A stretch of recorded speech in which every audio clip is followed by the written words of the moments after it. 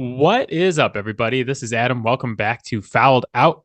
Matt is going to be joining me in just a minute to talk about a awesome NFL draft full of twists and turns and all sorts of surprises that we're going to break down for you today.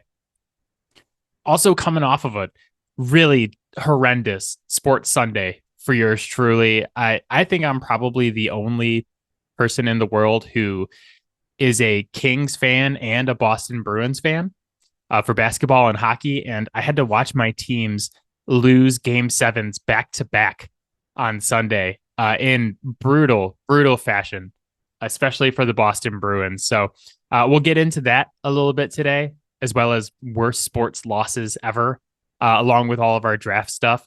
This is going to be the last draft podcast. And then next week, we have Clint and Devin joining us to start going over the NBA playoffs again. So four-man booth next week with some fan favorites. Really looking forward to that one. But for now, Matt and I are talking about the NFL draft. Let's go.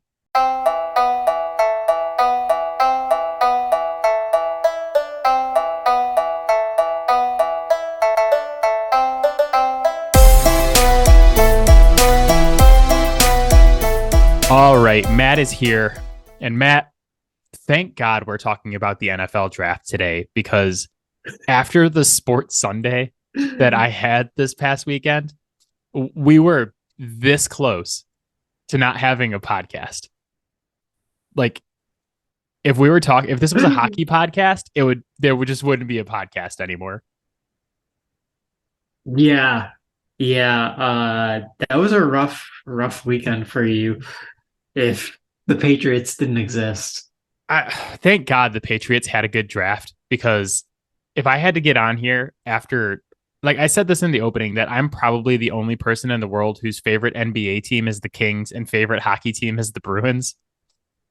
But to have to watch my two teams blow game sevens back to back, with the Bruins being in like the most grueling, brutal fashion, was bad enough.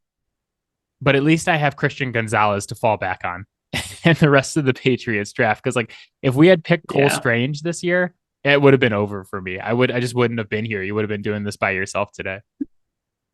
It would be far less entertaining because it would just be one dude talking the entire time, which I don't know. I guess some podcasts pull that off, but it's pretty fucking hard. The title of the episode would just be an ode to Jamar Gibbs, and it would just be a half an hour of Matt talking about the Lions draft class. I was thinking about this over the weekend because the Bruins collapse is maybe the worst Boston sports loss since the 18-1 Patriots. What is, like, for you personally, what was your most brutal sporting event or sports day? Because Sunday was definitely like in the top 5 for me. I think it's still Robert Horry. Just don't leave Robert Horry. That's like the one rule when he's on the floor. Don't leave Robert Horry. God damn. I have such a love-hate relationship with Rasheed Wallace because of that one moment. Yeah, for me, it'll always be 18-1 because yeah, literally like 18-1, I can't even think about it without getting sick to my stomach. But like this Bruins one was the Bruins one was bad. Man, to set the record for most wins in a season, most points in an NHL season, to be up 3-1, and then to be up one goal with 1 minute left in game 7 and to lose. It's so bad. It is. I don't know if it's, it wasn't that long ago we lost game 7 of the NHL finals at home to the St. Louis Blues. And like, this sounds dumb, but I honestly feel like this past Sunday was worse than losing game 7 at home in the Stanley Cup finals. Like, I feel like people are probably going to like grill me for that, but this one hurt, and it might be recency bias, but I feel like it's really bad. The most recent wounds are always the ones that hurt the most because they haven't had time to heal. It was tough. It was a tough weekend. And the worst part was that I watched Sacramento lose right before that. It was like literally like the Kings game was on at 3:30. And then as soon as that was over, my wife and I took our kid and our dog for a walk and came back just in time for the Bruins to start. I had to sit down and watch the Bruins lose too. So Honestly, I kind of feel bad for Marley there because obviously she's got to take care of a baby. Babies cry. And then she's got to take care of your kid. yeah, she also had to take care of my child. So, but luckily this is not a hockey podcast, and I have a week until we have to talk about basketball again. So I feel like I have ample recovery time. Like, if we ever are making enough money from this podcast to do it full time, and I have to do like live reactions after games, dude, like the live reactions Sunday night podcast would have Well, been an all timer for the fans. But let's get into the good stuff.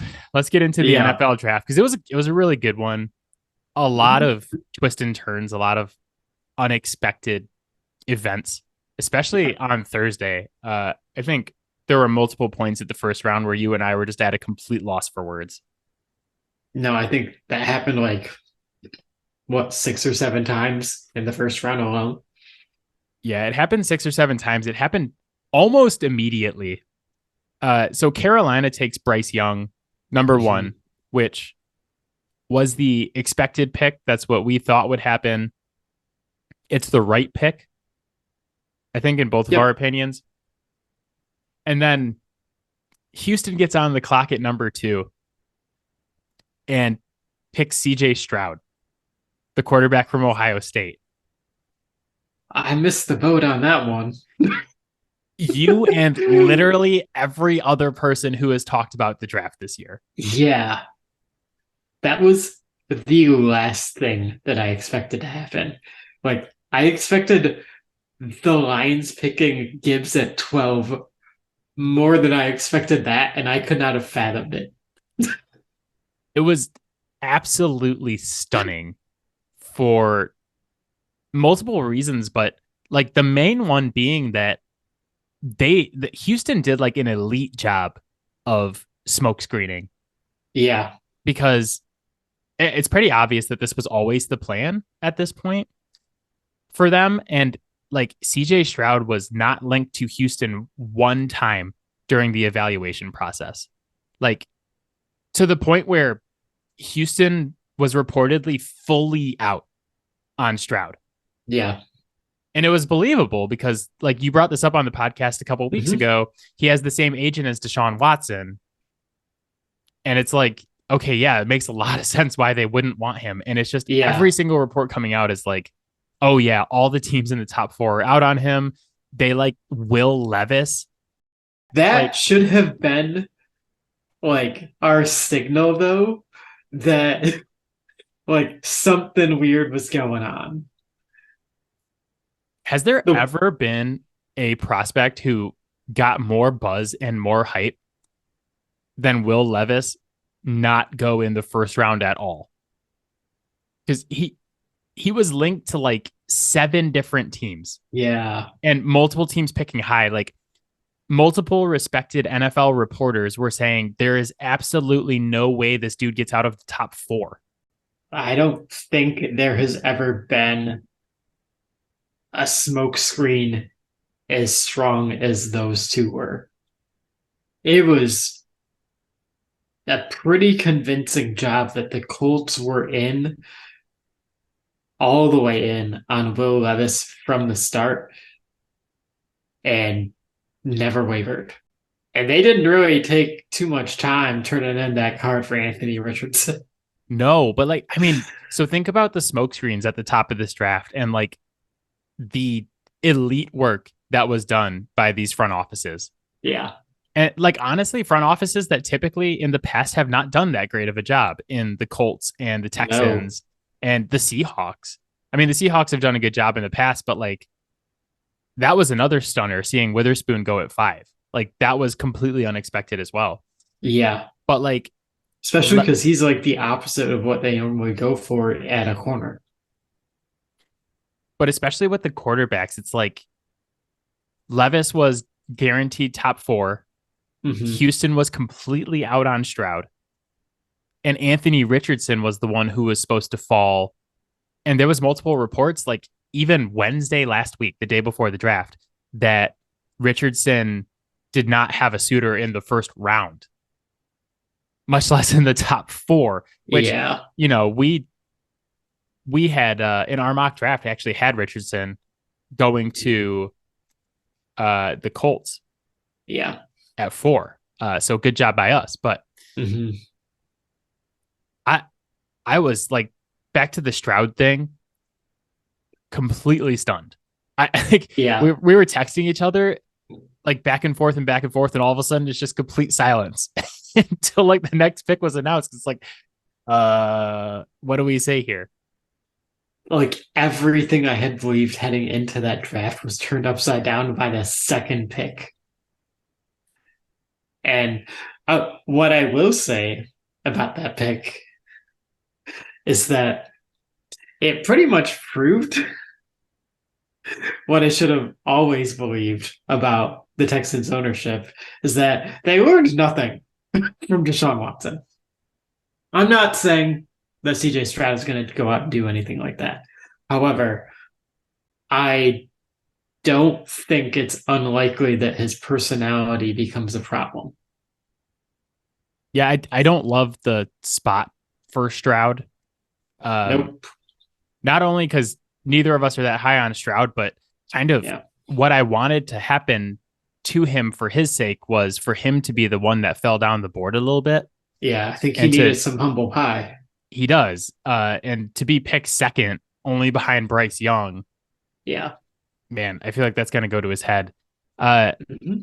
So as if the Stroud thing is not stunning enough, while Matt and I are trying to recover from Houston picking Stroud at 2, Houston pulls a bang bang and trades up to the number 3 pick to draft again. It's like, they're like, Houston's back on the clock. And I'm like, oh, ABC messed up the graphic. And then it's like, nope, Houston's back on the clock. And they took the guy that we thought they would take, or like at least one of the more reasonable options, in Will Anderson. Yeah. But this seems like it had to be some kind of compromise with ownership to be like, ownership's like, we have to get our quarterback of the future like now. Mm-hmm. We cannot go another season with Davis. And like the coaching staff and Caserio, and just like knowing Caserio from his time in New England, Will Anderson's like a very Caserio pick. CJ Stroud, in my opinion, is not. So I think Stroud is more ownership, but the compromise is probably like, okay, we'll take the quarterback if you guys sign off on us trading all this stuff to get back up to 3 so we can get the guy that we really want and everybody's happy. Mm-hmm. I absolutely despise this move by the Texans. If we don't really do like winners and losers in the draft on the podcast because like instant reaction grades are kind of stupid, but I hate this so much. How did you feel about what Texans did? Well, for about a good 48 hours, I was just stunned and didn't have any coherent thoughts on it. But the more time I've had to let it sink in, like I agree with you that they are just, their roster is bad and they need more guys. And while I think that Will Anderson can be an incredible weapon for them on defense, giving away their own pick next year is a huge mistake.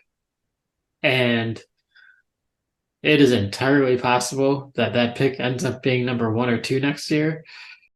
You're telling me if you're sitting in that situation next year, Caleb Williams or Drake May doesn't sound a little bit more appealing to you than CJ Stroud after you watch him probably not handle adversity very well for an entire year.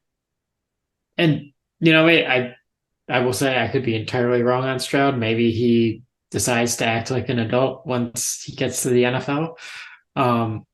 But you are a team that needed to rebuild, and you gave away an incredibly valuable asset to get one player. You gave away potentially the most valuable asset that we've had in like 4 years, like since the Yeah. Trevor Lawrence pick, Yep. basically.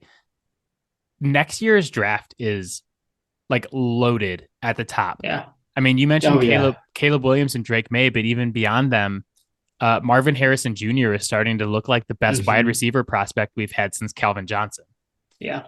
So, I mean, we'll see. Obviously, everything is gonna be completely upside down, different than what we know right now by the time we get to the draft next year. But the fact that you gave away your first Hmm. when you have a bottom 5 roster in the NFL absolutely blows my mind. You have like what, 3 more years of Cleveland's picks? When I You saw couldn't the have gotten trade, it done with that. so the trade was number 12, number 33, which is like still a pretty premium pick. It was Yeah. the second pick in the second round. It's all but a first round pick. And then next year's first and next year's third. And when I saw that trade, I was like, okay, I thought it was Cleveland's pick. And I was like, that's still kind of a lot, but it's okay because, Cleveland, I don't know, the pick's probably going to be like somewhere between 10 and 15 or something like that next year. Yeah. And then I found out it was their pick. The Arizona Cardinals now have the best odds to have the number 1 and the number 2 pick next year. I'm still at a loss for words of how you could do this. Like, how does the Cleveland pick not get that done when you're giving up 12 and 33 and a third next year, which is probably going to be like a high third?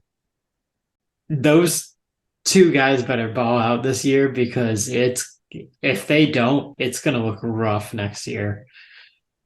Because I, those two players kind of need to carry the roster. I mean, basically, they have to be elite level players to justify this move. Yeah. Like, I'm not even just Which, saying next year. I'm yeah. saying like to trade Mhm. up, even just taking CJ Stroud out of the equation, trading Yeah. all of that to get Will Anderson. If that pick turns into Marvin Harrison Jr. or God forbid Caleb Williams, Anderson's basically going to have to be generational for Yeah. this to be worth it. And like to have that kind of pressure on someone, Yeah. like if Hmm. Caleb Williams is the dude we think he is, Will Anderson Hmm. can be a generational edge player Yeah. and maybe still not be good enough to justify this trade. Like it is that bad. Yeah. So, I mean, I'll just ask you, is like prime JJ Watt take away the injuries? Is that worth giving up the opportunity for Caleb Williams or Drake May? It's going to be one of those things that we don't know until years from now Yeah. because it's going to be completely dependent on how good the guys are that are taken with those picks. Yeah. Like if they say it ends up being like the number 2 pick and they use it to take Marvin Harrison Jr. Hmm. and he turns into like Justin Jefferson, I I mean I guess you could like make the argument if it's a wide receiver, but like if it turns into Caleb Williams and he ends up being like a top 5 quarterback in the NFL, no. Yeah. It's not worth having prime JJ Watt. As great as JJ Watt was, like Hmm. if that pick turns into an elite Yeah. quarterback for the Cardinals, this is an unmitigated disaster. Yeah. Especially considering that if you're Houston, you could have just fucking had that guy. Yeah. So oh my God. Yeah. I mean, that was kind of my thing. Is I thought they had learned something. I thought Nick Casario was, and maybe this was what he wanted to do, was take the defensive player, punt on this year because it would have been impossible for them to nail this draft so hard that you look at this season and say, hey, I feel pretty good about us getting to the playoffs this year. Like their roster was just straight up bad. it made a lot of sense to just keep the picks you have, take your chance at getting a quarterback. And like, especially with Kyler Murray being out pretty much all this year, like the Cardinals very likely could end up with the number one pick.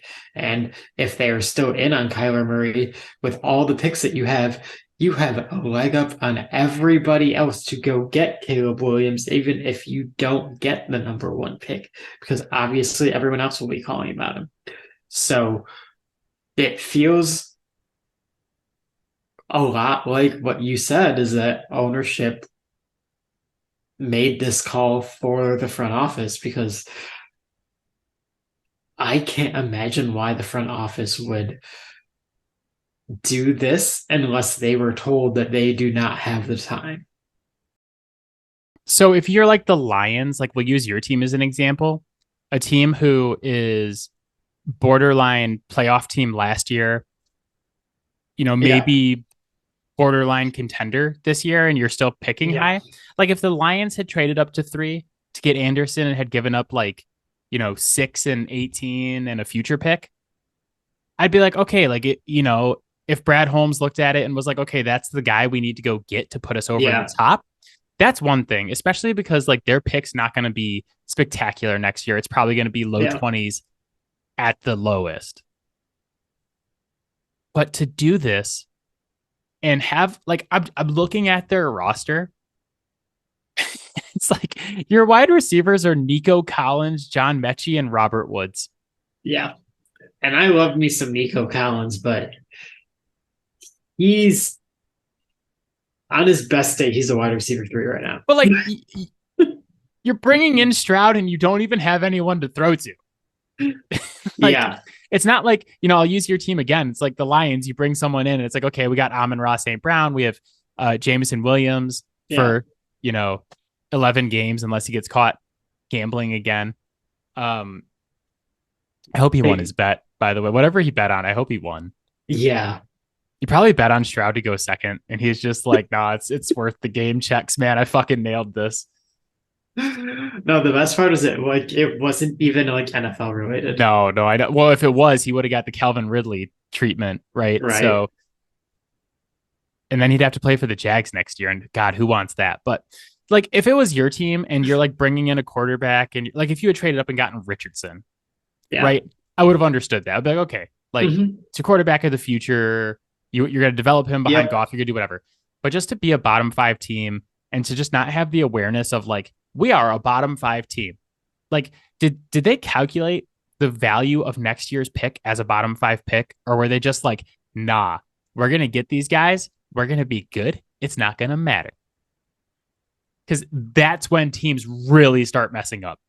Yeah. We see it in every sport. When you go all in, when you are bad and you think it's going to make you good, like you should go all in when you're good and you're trying to get pushed over the top. You should not go all in when you're bad and you're trying to get good. Like that is when teams really make mistakes. Well, I think part of what it might have been too is that they probably looked at that division last year and they're like, man, like everyone but the Jaguars really kind of fell off. So like maybe if we go all in this year, like we have a shot. The answer to that is no, you do not. I fully expect the Titans to be better than they were last year, even with everything that they were dealing with injury-wise last year and the GM malpractice that was their wide receiver room. They still were playing for the division title the last game of the year. I expect the Colts to be more competitive this year just from the standpoint of they have far better talent at quarterback, and that can kind of open things up for their giant weapon of a running back. And I expect their offensive line to be better because they've had an offseason to get healthy. So, like, the Jags did nothing this year to get worse. So Yeah, I mean, let's not mince words. The Texans won like 2 games Yeah, last year. This is not going to push you they over the top. they are trash. We spent 20 minutes bashing the Texans as if they didn't have a bad enough season last year. It's like some of their fans are probably like excited. They're like, "Oh man, yeah, we got the second and the third pick. That's awesome. I'm excited." And then they're going to listen to this podcast and be like, "Oh fuck, it's going to be another bad one, guys." The last pick I wanted to talk about real quick before we get into what we liked and what we didn't like is just Yeah. the Colts take Richardson. hmm I thought absolutely the right move by the Colts. Like, hats off to them. And like we said, like another great smokescreen because everybody thought it was going to be Levis. So I was a little caught off guard by that, but I like it. I thought it was the right pick for them. We we were pretty clear about how high we were on Richardson and why we were high on Richardson. And I will continue to pound the table for the fact that he is not nearly as raw as armchair talent evaluators seem to think he is, uh, because of the progression that you could see throughout the season and the fact that he really didn't repeat the same mistakes as the season went on. Don't know that he's necessarily going to look particularly good week 1, but I think there's going to be a lot of people who are excited about him around week 16, 17, 18. It's a lot of time for him to actually figure out how to play quarterback. Yeah, I see Gardner Minshew being their starting quarterback to start the season, Yeah. which is like, it's fine. It's not like the Colts are going to be contenders this year either Yeah. way. No, but man, he could look rough in preseason. Yeah, I'm sure he'll Yeah. look rough to start, but Yeah. I expect Richardson to Yeah. be starting by the end of the Then, season, at least like when yeah. they get eliminated from By playoff week 8, contention. he'll be doing his 360 no scope, and then people will be like, "Oh yeah, I like that." Like that dude, really freaking talented. So, um, I like that. But let's get into other picks and classes that we like. Yeah. We'll just go back and forth. It can be a certain pick or a trade or a class. What's something that you liked? I fucking love what the Steelers did. I had them on my list too, actually, and I Yeah. was And thinking by about it. love, I mean absolutely fucking hate it because they took players that I wanted. I was writing the names down on the list. Like I was listing all the players that the Steelers took today, and I was like, "This is like Matt's entire list from the players we liked podcast." Yeah. So, really, the last couple of years, we have just absolutely pounded the Steelers for not going offensive line. Um, and they did. They went and they got themselves an offensive tackle this year, and they got themselves a pretty talented one in Broderick Jones. There's a lot of molding that can be done with him. I think he's still going to start off pretty solid. Obviously, there's going to be a lot of room for improvement there, but we pounded them for taking a running back when they had a horrible offensive line and then not addressing it the next year. And well, now they got a guy and they're helping the running back, they're helping the quarterback. That was huge. You know what's like funny though is that I know you're gonna name this name in a second, so I don't mean to jump ahead, but they drafted Darnell Washington, the tight end out of Georgia, as well. He may actually be a better run blocker than Broderick Jones is like this year. So I was kind of thinking about it, and Darnell Washington is a capable pass catcher. Like, he's never going to be spectacular. I mean, he's more than likely like going to have a Darren Fells type of career with maybe a bit more pass catching. But like, people fucking loved Darren Fells because he was good at the one thing he did. But man, like, he's so big already. Could he not just make more money by adding what 30 pounds and being an offensive tackle? Because he can play offensive tackle. I maybe he does, but I was just thinking about it from the fact that Pittsburgh was on my list too. Yeah. I was thinking about it from the fact that like he's going to be such a good run blocking tight end, and Mm-hmm. how much it's going to help Pickett and Najee Harris to have not only now a good offensive tackle in Mm-hmm. Broderick Jones, but then a guy who can block like that. Yep. Because one of the things that was, and I'm absolutely not comparing Darnell Washington to this player, but one of the things that was so valuable about Rob Gronkowski in New England was that they were like basically when he's on the field and we're running, it's like Mm-hmm. having a six offensive lineman out there, Yeah. and it makes the run game so much easier. And so, like, from the blocking perspective, I could see that with Darnell Washington. Like, I could see the run Yeah. game really having some juice this year that it hasn't had the last couple of years, even though they have a good back. Yep. You mentioned Washington. Uh, we all knew Joey Porter Jr. was going to end up there. They needed a corner. They got their corner. His dad doesn't have to wear a Ravens jersey, which is something that I really honestly wanted to see. Uh, but he's a good fit for their play style, and there's a big need. Keanu Benton, I glowed about him a couple weeks ago. And who does he get to play next to as a rookie? Cam Hayward, who is my comp for what he can be? Cam Hayward. So like a top 5 defensive lineman in the NFL. Mhm. Yeah, I Like, like the Joey Porter Jr. pick. I would have liked it if they would have stayed. What were they, like 18 or something in the first round? Uh, yeah, 17. something like that.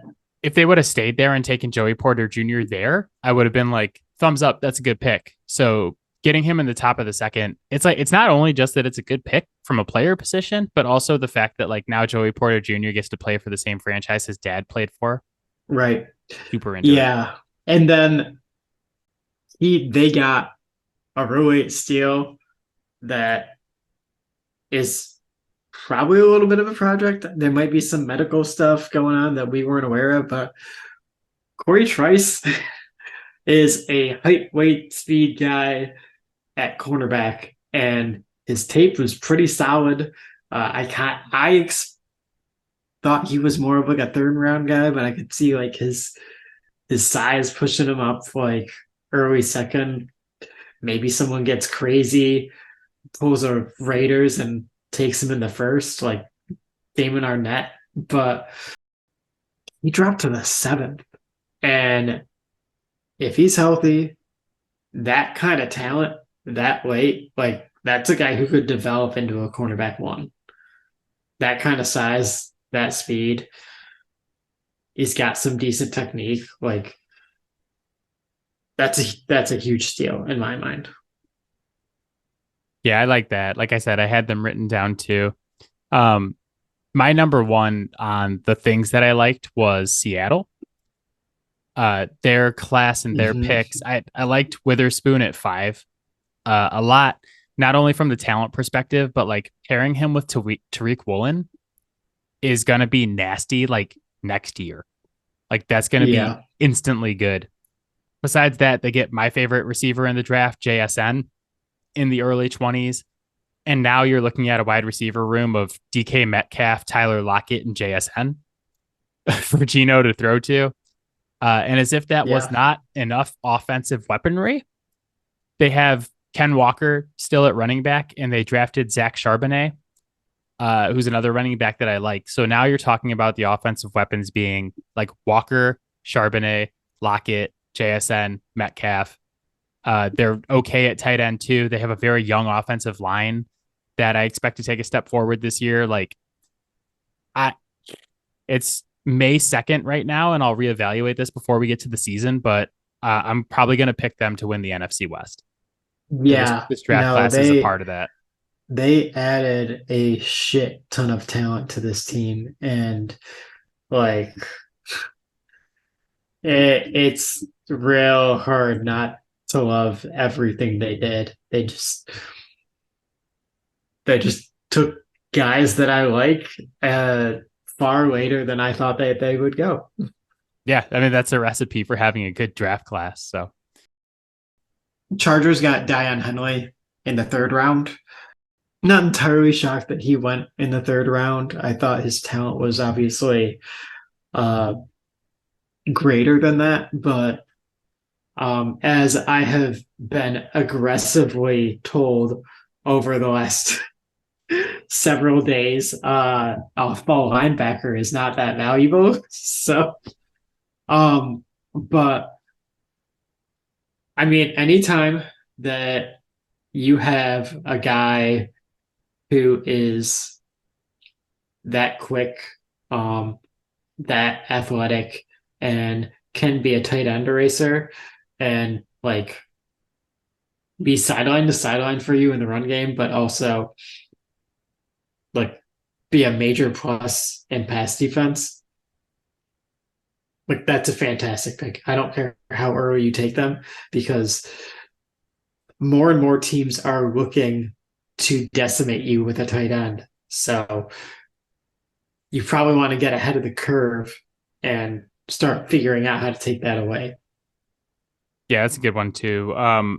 My last thing that I really liked was we trashed the Texans a lot earlier, and on the flip side of that equation is the Arizona Cardinals, who Yes. got their guy in Paris Johnson Jr. Like I thought if the Cardinals couldn't trade out of three, they would just take Paris Johnson Jr. there. And it's not even that I really like Paris Johnson Jr. that much. It's just the fact that like you make the big trade down and pick up the Texans first round pick next year. You get Yeah. 33, you get the third, like you make the awesome Mm-hmm. trade and then still get your guy. That's just good GMing, you know? And I just, the fact that they potentially have the top two picks next year or like two top five picks next year Yeah. in a top heavy class is a good day. If you're a Cardinals fan, I know you got to be patient and sit Yeah. through what's going to be a shitty year, but it was a good day. Yeah. They didn't get got. They go get Yeah, just to while they're sitting through this year, just think back on this when you're watching Caleb Williams throw the ball to Marvin Harrison Jr. Let's go yeah. to just a couple quick head scratchers or like things you didn't like. I know there's a certain NFC North team that you want to go off on. The Packers clearly don't have a fucking clue what they're doing. The Lucas Van Ness pick I can kind of get behind. I mean, I don't think it was necessarily the pick that they needed at this time. Um, they went with positional value uh, with a pass rusher, and that's fine. But he's a pass rusher who currently doesn't have a plan, so he's going to be developmental, much like Rashawn Gary. Um, but you currently have a quarterback who's going to need some support, and I think they tried to find him support later in this draft. But that support was tight end Luke Musgrave, who I don't know, like for some reason a lot of people like, but I don't know why because he hasn't played football. In 4 years at Oregon State, he played 20 games. You play 3 playoff games in one season in the NFL. That's 20 football games. They spent their first, second round pick on a guy who is probably not going to play a lot of football for them. Honestly, there was probably still better tight ends available to them in the draft anyways at that moment in time. If that was a position that they really, really wanted to go with there, when it is a very, very deep tight end class. Um, they absolutely could have gotten someone else that would have been helpful there. And then somehow this one is even worse. They spent a fifth round pick on Sean Clifford, the quarterback from Penn State, who probably had a precisely a 0% chance of being drafted by any other team because nobody thought he was a good college quarterback. I get that he has like the physical profile that teams like, but beyond that, he's not really shown anything as a quarterback on the field. And if you really liked him that much, you could have got him as a UDFA. I don't think there are going to be that many teams fighting you for him. It was a very Packersy draft. Like, Yeah. are we at the point where we could just say like Packers gonna pack in the draft? Because like I they did this like last year and the year before too, where they like refused to get Rodgers help. And Yeah. it was so bad. I think it was last year on this podcast, we looked at each other and we're like, yeah, I kind of don't blame Aaron Rodgers for being mad at them. Like, kind of makes sense. And then there was some thought this year that it's like, okay, they're going to Jordan Love, they're going to switch their strategy and they're going to like really get him some help, whether it's like Addison or JSN or whoever it is. And they just do the exact same thing they've done every year to another quarterback. I quickly like just a couple things I didn't like so that we have enough time for Packers and Lions. The Falcons taking Bijan Robinson at 8. Didn't love that. You have Algier and Patterson on your roster already. And it's like I think Bijan's going to be awesome, and I think he could potentially be super awesome in that scheme. But picking a running back at 8 when you already have 2 good ones on your roster is like a extreme luxury pick for a team that has a lot of needs. And then you go through like the rest of their draft, and it's like not only did they not address their needs with the premium pick they had, they just didn't address their needs at all. Yeah. Like they take That Matthew Bergeron in the second, who is like a developmental guard who is probably going to be like a penalty machine if they start him right away. Yeah. And just completely ignored what they needed. Didn't like that. The Commanders take Emmanuel Forbes at 16 ahead of Christian Gonzalez. We talked about Forbes like briefly, and the attractive thing about him was that he had a lot of INTs in college. Do you want to know where a lot of those interceptions came from? Where? They came on plays where he got beat and the quarterback underthrew it. We talk about this on the podcast a lot, is that like INTs can be a somewhat deceptive stat. Oh, for sure. I mean, Amani Oruwariye just 2 years ago, right? I was thinking like Trayvon Diggs is like the prime example of this in the NFL, is that he's like super overrated. That's a less severe version. Well, he's like super overrated because he gets so many INTs, but like if you're getting a lot of INTs, it means that quarterbacks are throwing at you. And if people are throwing at you, there's typically a reason for that. Yeah. And I think Christian Gonzalez is going to be really good. So I didn't love that. And then this is probably going to sound like sour grapes because it's an in-division team, but and it's weird because Dalton Kincaid was on my guys list and I really like him. But for the Bills to like completely ignore D-line and take another offensive weapon when, like, we talked about this, that one of the key reasons they lost to the Bengals in the playoffs last year was because they desperately needed D linemen. And you had like Maisie Smith, Miles Murphy, Brian Brees, Nolan Smith. Like there was a lot of really good players available at that spot. And they trade up to get Dalton Kincaid, who I think is going to be really good and I think can be really good in that offense. But like you're strengthening a strength while just completely ignoring a weakness that lost you a playoff game last year. Yeah. I mean, I would not have gone that route. I see the value in what they did. And for Josh Allen's sake, I'm somewhat excited for him because he's obviously seen the value that Travis Kelce brings. And if he can get, 90% of that from a tight end on his roster, then that makes him a hell of a lot more dangerous. this could have been mitigated and made a lot more easy to understand if they take someone like Keanu Benton in the second round. Keanu Benton would have been an incredible addition to that defensive line. And I say that knowing full well how biased I am. So I don't think there's a team in the league that couldn't have benefited from having Keanu Benton. But Well, only one team is going to benefit from him, and that's going to be the Steelers.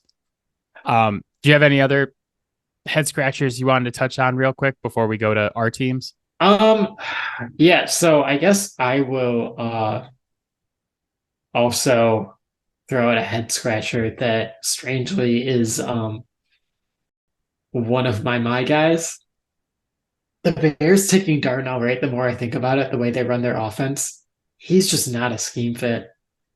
I think he will be a solid player there because he's just talented enough to be that good.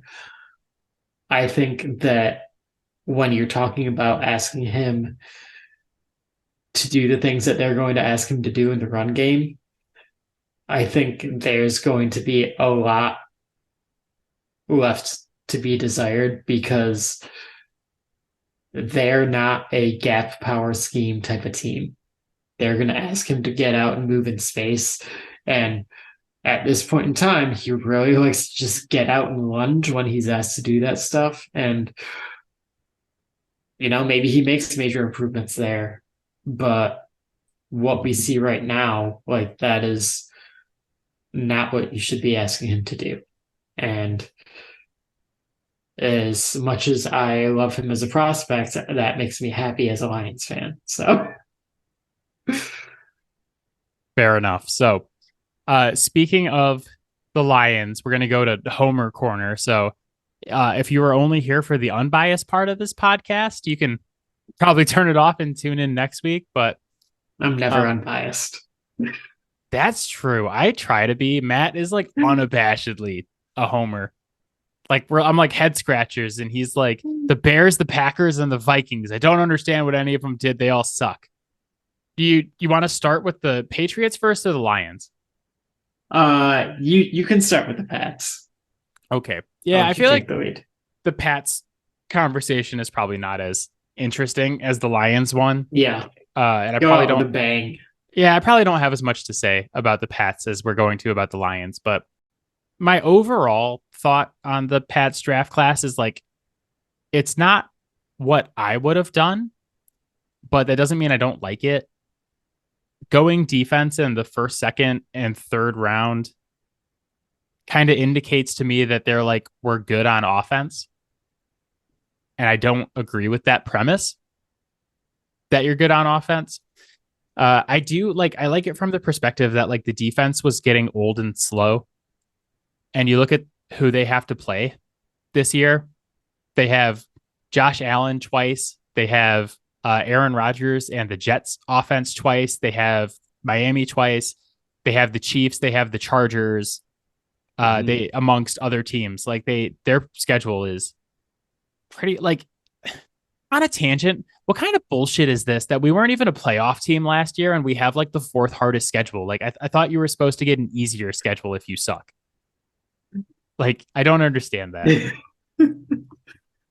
That makes zero sense and is major bullshit. But it's the crossover games that are a little bit easier. The fact that like we have the NFC or we have the AFC West as our division crossover just unfortunately means that you're going to get Herbert and Mahomes. We also have Dallas. We have the Eagles this year, Pittsburgh, the Saints. There's a lot of good quarterbacks and a lot of good offenses we're going to have to play. And the Patriots defense has been kind of like a paper tiger for a couple of years now, where when they play really bad teams, they look amazing. But when they play good teams and good quarterbacks, they just get torn to shreds. So I don't blame them for wanting to get younger, faster. I think about Christian Gonzalez, Jack Jones, Marcus Jones, and Kyle Duggar being in my secondary for the next 5 to 10 years. And I'm like, yeah, okay. Okay, Yeah. Bill. Okay. Mm-hmm. And then, some of these other guys, Keon White, honestly, not a dude I studied a ton before the draft. Yeah, he's a bigger, like, heavy end. And you mentioned the Jets. I mean, I'll not get into my biased opinion of how their passing offense is going to be affected, but uh Breece Hall is going to be back. Yeah. I mean, And well, you've got to have like sturdy, solid guys on that line to be able to set the edge, hold their gaps, and like if you can't do that, then he's just going to run wild. Like if he gets to the second level, those guys are in a really bad position. So adding, D line and linebacker prospects is really huge for combating that. yeah. I mean, say what you will about Aaron Rodgers, but Garrett Wilson had a great season with Zach Wilson and Mike White. Yeah, And no matter how you feel about Rodgers, he's better than yeah, those guys. So yeah, we're going to have to figure out how to guard Wilson and Breece Hall twice this year. yeah. So it's not great. But yeah, No, I like that. And then Marte Mapu, again, like another dude that I honestly did not study that much pre-draft. But that's like the stereotypical build, like take a player that I've yeah. never heard of from a school that I didn't know existed, and he ends up being awesome and very versatile. So I like that. And then I guess the last couple of things, I don't mind the special teams picks. I know people are making fun of them, but special teams is very important, and it's been a huge part of Bill being in New England. If you are second guessing Bill Belichick on special teams, you're an idiot. Like nobody knows special teams better than him. Yeah, maybe like I think the Christian Gonzalez pick is my favorite pick from this class. Obviously, getting a Yeah. dude who's that like I've talked about this on the podcast multiple times that the biggest problem with the Pats since Tom Brady left and even the last year he was there is that they don't have a lot of blue chip elite talent. Mm-hmm. So getting a guy at 17 who has that upside was exciting for me instead of taking like Cole Strange or something like that. But Yeah, I mean, the only reason he fell so far in our mock draft was like finding a place where he was a fit, or like there was a place where he was a fit, but like there was a much bigger pressing need. And I mean, he's a fit for what you guys do, and he's got like premium upside talent. So, like, I'm curious to see how that development goes because it's not that Bill doesn't develop guys, like he develops them to a degree, but it almost feels like, at least over the last, handful of years, it's like I'm developing you for what I need you to be right now. And then like we kind of don't get much beyond that. Um, but man, he's just got so much talent that I feel like you got to throw as much as you can at him because he can probably handle it. yeah, I'm excited for that. And then the pick that I'm probably most excited for outside of the Christian Gonzalez pick is the fact that we got Kayshon Boutte in the 6th round. Like there's a 95% chance that he doesn't do anything in the NFL. But this was a dude who going into the college football season this year was a consensus 1st round pick. Like he was one of the top receivers on most people's boards going into the season. And there's a lot of questions about what's between his ears. But like it's just so stereotypical. Like this is just classic Bill Belichick. Take a dude who's obviously got a bunch of talent, but there's a lot of question marks about the off-field stuff, and Mm-hmm. like hone him and like focus him in and start using like Corey Dillon, Randy Yeah. Moss. I could go on and on and on about all the guys he's done it with. And I'm not saying that like Boutte is going to be that level of player, but like to get a guy, I mean, 6th round, 7th round, your dart throws and depth guys, Yep. right? So I love that we took a dart throw. on him, and I'm super excited to see if he can do anything at the next level. Right. So, I mean, overall, I'm just happy to be able to come on this podcast and just be like, yeah, Something positive happened. I'm happy with the Pats draft, right? Like, because last year I came on here and it was like Cole Strange, and I was just like, fudge. I didn't like. I was just like, oh god, I hate this. Yeah. So just to like have a good class and have some good picks and to not just be getting crapped on by the media, like I was pretty happy about that. So, well, let's go to your team. I'm going to try to speed through some of the narrative stuff really quickly here. So obviously there's been a big conversation about positional value with some of the picks that the Lions made. And when I look at what Brad Holmes has done in the past and how he's kind of like snagged players from right in front of other teams, what I see with this is Brad had a very strong read on where players were going to go in this draft.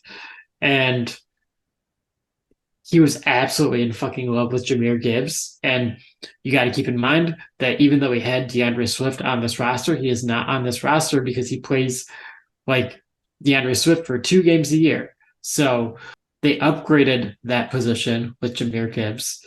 They fell in love with Jack Campbell. And again, another position that they are being kind of hit on for maybe not having the most value, but I literally heard that franchise guy say like he's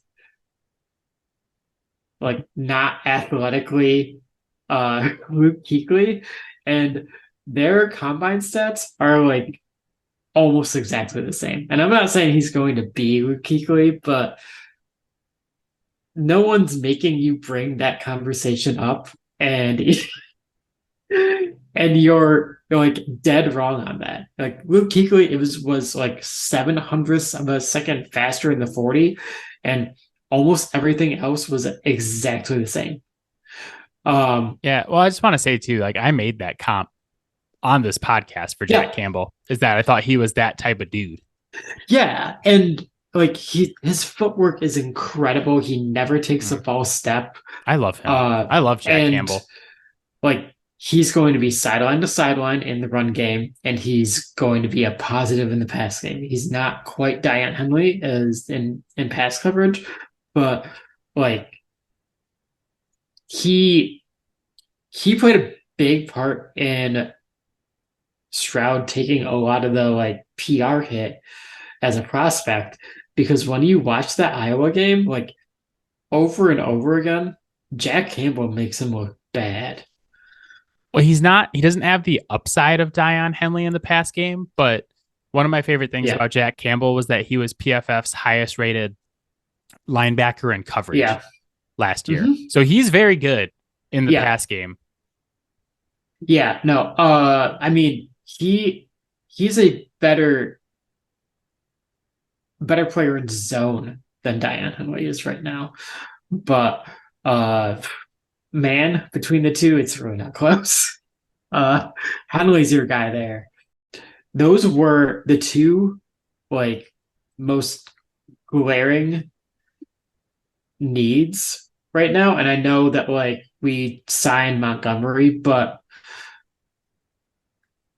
if you watched the Lions last year, that offense was the best in the NFL when DeAndre Swift was playing like he could. And Jahmyr Gibbs' upside is even higher. So to get that taken care of, and then linebacker is the weakest position on the roster, and you get the number one player in the draft there, like you're filling needs. I get it. Positional value is the thing. But then you go in the second round and you get I feel like a lot of people have slept on Samuel Porta, but like his rate of forced missed tackles was the highest of any player in this draft. period. They get Brian Branch right after that, who like everyone would have loved for them at 12. Got to go back to this. Like, this just tells me that Brad knew where these guys could be got. So he took the players he loved and was willing to take the chance that maybe someone else could take these guys, but he was pretty sure he was going to be able to get Brian Branch, which is like an absolute perfect fit for us. I was going to be okay with us taking him at 6 early on in the process. Got Hendon Hooker to be a developmental quarterback behind Goff. We got, like developmental nose tackle, a developmental tackle. Antoine Green is better known as, that other guy from UNC, Drake May's other favorite target. Huge get for them in the 7th round because Jameson Williams is out and he is a big, deep threat and got huge value there in the 7th round, I think. Yeah, the one thing I'll say about the Lions draft class, if you take the pick numbers completely out of it, and like where guys went and what they're getting picked, whatever, just from a talent perspective and like a player perspective, I love the class. I felt like what the Lions did was they listened to the My Guys podcast and they're like, hey, that Adam guy on that Fouled Out podcast, pretty smart. They took 2 of my guys. And like, honestly, the only reason I didn't have Jahmyr Gibbs as one of my guys is like, I was like, okay, I can't pick like the top running back or like, you can't like come on the podcast and be like, Bijan Robinson is my guy. So I took Tajay Spears instead. But I mean, I love Jack Campbell. Brian Branch is my favorite player in this draft. So to get him that late, I didn't think there was any way he was getting to 45. So me either. I love the defensive versatility of adding those 2 guys to the D. Yep. Like Brian Branch can play at the line of scrimmage. He can play both safety spots. He can play the corner, like outside corner. And I think that you guys are going to be creative enough with the 2 of them to use them. Like in our mock, I had the Eagles taking the 2 of them. And I said in the mock, I was like, listen, you get these 2 guys to rebuild that defense. I think all of a sudden you're making a push. Yeah. And I'm not going to back off of that now that you guys took them in different spots, but like, right. Yeah. So I think there's a lot to be excited about. There's a report today that they're going to use Gibbs as like a Alvin Kamara type of like, he's going to be in the backfield. He's going to play some slot receiver. Oh, yeah. Like there'll be some exciting stuff. Yeah. Brad was pretty open about that they don't just see him as a running back. And with Jameson Williams missing time too, like it makes sense that like, hey, if we feel like we're missing that blazing speed on the outside, okay, well, Jahmyr Gibbs is the guy that has the blazing speed and he's a pretty good route runner, like, for a guy who plays running back. Let's use that. And I also sit there and I'm thinking like, okay, we're at 12. Are there really 12 other guys in this class that I truly believe are going to be better football players over the next 5 years than Jahmyr Gibbs? It's like, I'm not saying that that's necessarily the way that you draft, but there's also a ton of people who are like, oh, well, you could have had this edge and that edge. It's like the road to getting playing time as an edge, a rookie edge on this Lions roster, is the road through hell. That they would be competing with like veterans for the 4 and 5 slot in the Lions edge rotation. I think end of the day, you guys went against the grain and like, I mean, I like Jahmyr Gibbs a lot. I still can't sign off on taking a running back in the first round, especially in the top 15 picks. It's still tough for me, but it's just one of those things where like, if you're going to go this far against the grain, You just have to be right. Yep. And if you're right, it doesn't matter. Yeah. And so I'm not saying that it was the right call. I see why they did it. It's not what I would have done. And like I'm willing to sit here and say like Brad Holmes knows a hell of a lot more than I do. And I'm kind of looking at like these next few years as like this is a thought experiment to like really challenge what I know and believe about draft philosophy. And like not saying that a team like the Texans should ever take a swing like that, but if you are a strong roster and you believe that you're ready to make a push, like let's see how this if the results of drafting these players these next couple of years validates the decisions that were made, because I think that we don't necessarily have enough data in the current draft world that we are in right now to say with zero doubt that what we believed about positional value is entirely true for all teams. Last thought, the Texans are trying to hit a home run with a wiffle ball bat. Yeah. Just not going to happen, guys. Yeah. But that is it for us. As always, Fouled Out can be found on Spotify, Apple Podcasts, Pocket Cast, Overcast, anywhere you get your podcast. You can hit us up on Twitter at Fouled Out Sports, and you can find Matt on Twitter at Matador_defense. You can also find our videos on TikTok at Fouled Out Sports Podcast. It's a long name, but you can't miss it. Really fun draft. We're going to be back next week with our friends Clint and Devin to talk NBA basketball. As a transition from talking about the NFL for the last month and a half to getting back into the NBA, I wanted to ask you a question real quick. Yeah. Who is scarier to go up against in a playoff game? Steph Curry or Patrick Mahomes?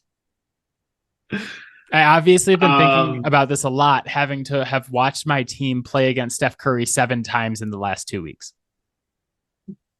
Yeah, as a mental health professional, I just want to say there's a lot of trauma in that question. I think I still got to say Mahomes. And that, like, it's neck and neck.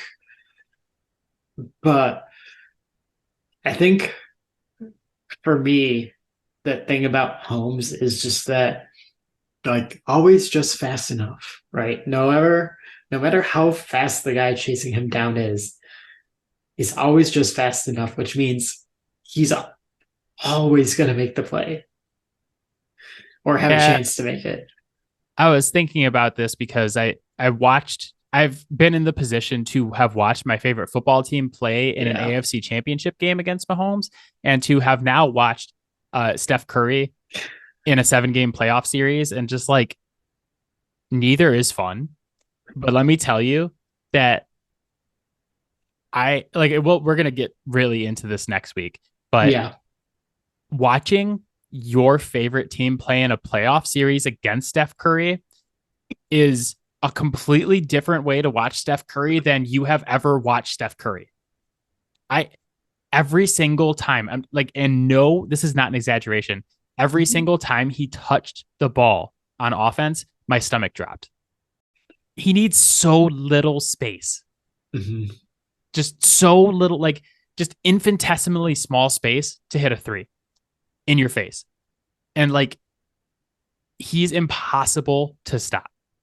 He's impossible to stop. And so I was thinking over the weekend, I was like, God, there is no scarier athlete to play in a playoff game. And then I was like, Mahomes is definitely up there for me too. So I think it's an interesting question.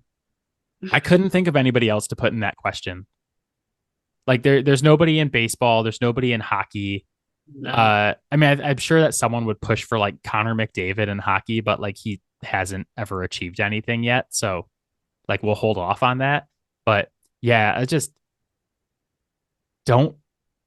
You don't want to play Steph Curry in a playoff series. I mean, like at least if it's Mahomes, it's 1 game and it's done. Just that, that's a fair point. If you're talking about it from the standpoint of a fan, like, well, I meant more. It's worse. It's like the one game, at least you're ripping the Band-Aid off. But if you have to watch that for 7 games, I meant more from like a one game perspective, like Steph in a game 7 or Mahomes in a playoff game to make it fair. But yeah, so but we'll be back next week to talk more NBA basketball. Super excited to get back into the playoffs. So everybody enjoy the games this week, and we will see you soon. Yep. All right. Bye, guys. Bye, Robin. Bye, Mom.